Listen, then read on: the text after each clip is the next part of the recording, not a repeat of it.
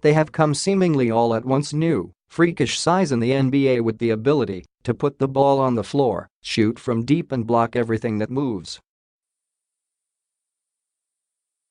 Kristaps Porzingis begat Joel Embiid, who begat this year's group of young big men who have grown up facing the basket rather than with their backs to it. Among the most intriguing of the 2018 draft class is Mo Bamba, the 20-year-old from Texas via Harlem, where he grew up fast, as city kids tend to do, learning the game on the hardtops around New York City, while his parents, natives of Ivory Coast, wondered what the increasing fuss was around their son. He, on the other hand, has tended to handle the attention with aplomb and a smile. In a group full of long, tall people, Bamba still stands out, with an insane wingspan of 7'10" that allows for court coverage the likes of which hasn't been seen. Bamba has been in the spotlight for a while. The Westtown, Penn high school team on which he played featured teammates like Cam Reddish, a blue-chip guard who will play for Duke next season, and played against the likes of the No. 1 pick in 2018, DeAndre Ayton. At Texas, he starred for coach Shaka Smart, himself among the biggest names in the sport. After one season in Austin, where he shattered the school record for blocked shots in a season, Bamba declared for the draft, assured he'd be a high lottery pick. But Bamba has also shown a willingness to work on what he doesn't, or, at least, didn't do that well. He went to California for weeks with noted player development coach Drew Hanlon, who deconstructed Bamba's jumper from the ground up. Hanlon lowered Bamba's shot pocket, adjusted his fingers on the ball, and eliminated a hitch Bamba had before shooting. Bamba displayed much improved form before the draft, but even if he couldn't hit the broadside of a barn, he was going high, and he did, to the Orlando Magic with the 6th pick overall.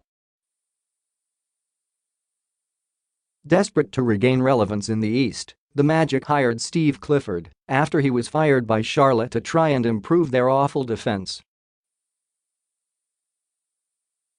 At the least, Clifford inherited ridiculous size on his roster, with Bamba joining 6'10" second-year forward Jonathan Isaac and newly re-signed 6'9" forward Aaron Gordon.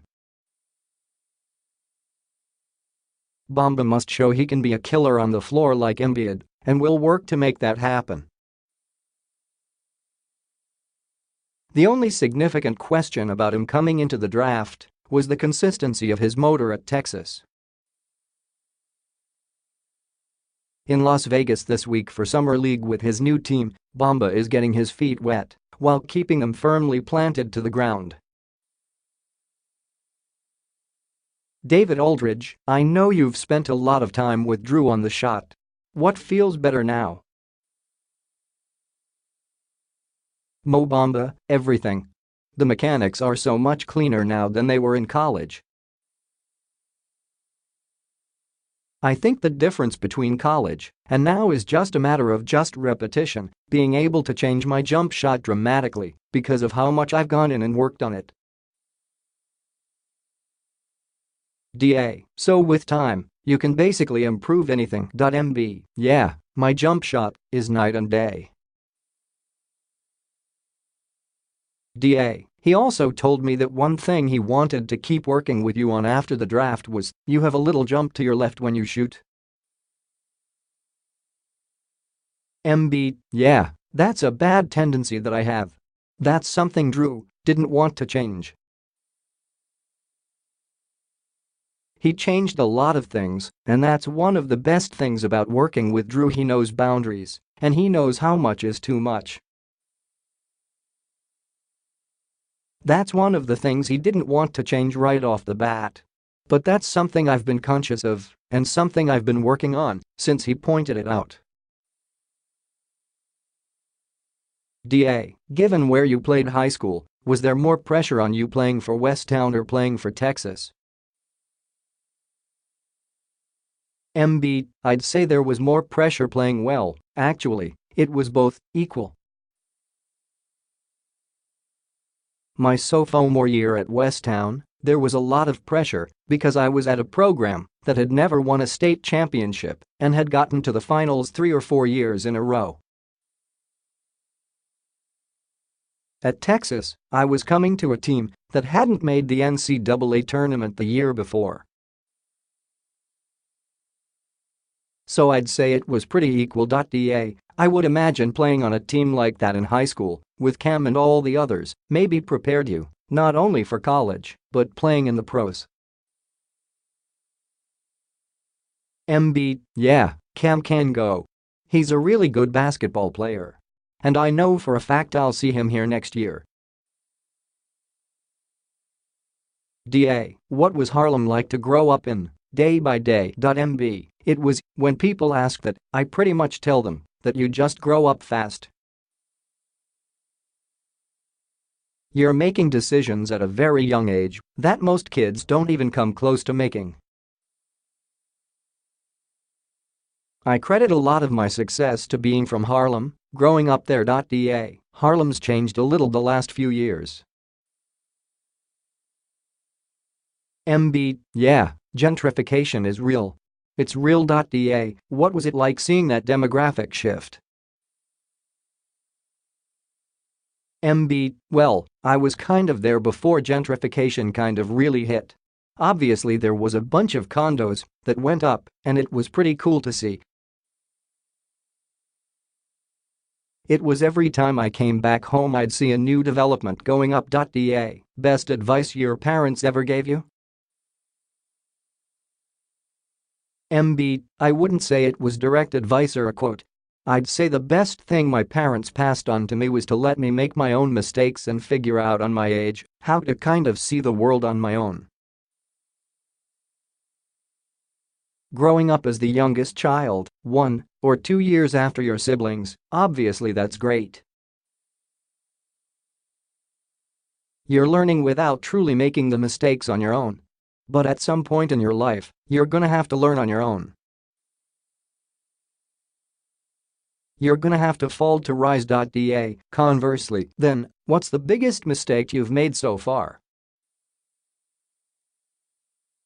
MB, I'd say that the biggest mistake I've made so far was not committing to Texas earlier. I think waiting was awesome. I was very methodical about waiting, very strategic about what I wanted in a university. But at the same time, if I could go back, I probably would have committed my junior year so I could hit the ground running and build the relationships, get to know people.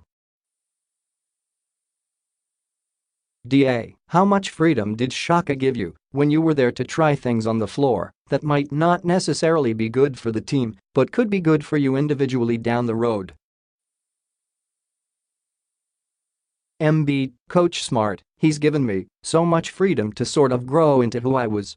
That's been a big thing in my life, my parents and all of my coaches.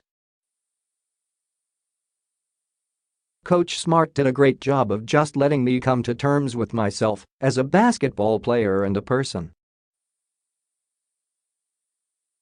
I saw in one of your interviews before the draft that you don't think people really understand you when you say you're a unicorn. So define that for me as you see it. MB, well, I mean, people kind of have a concept of what it means.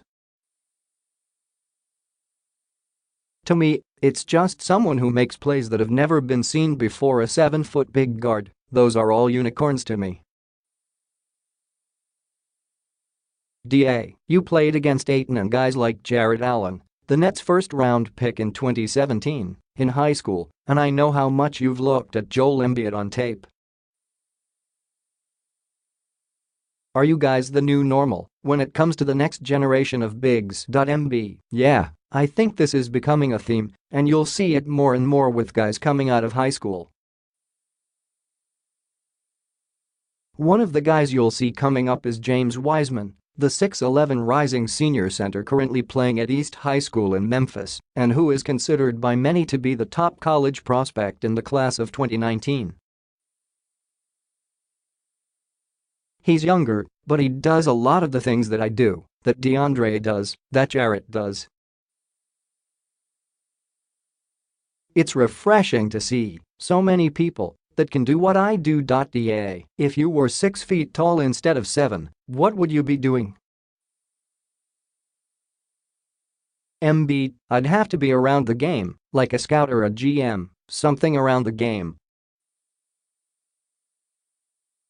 Da, how did the basketball bug bite you so hard growing up? MB, honestly, it's just my competitive nature. It bleeds over into other aspects of my life.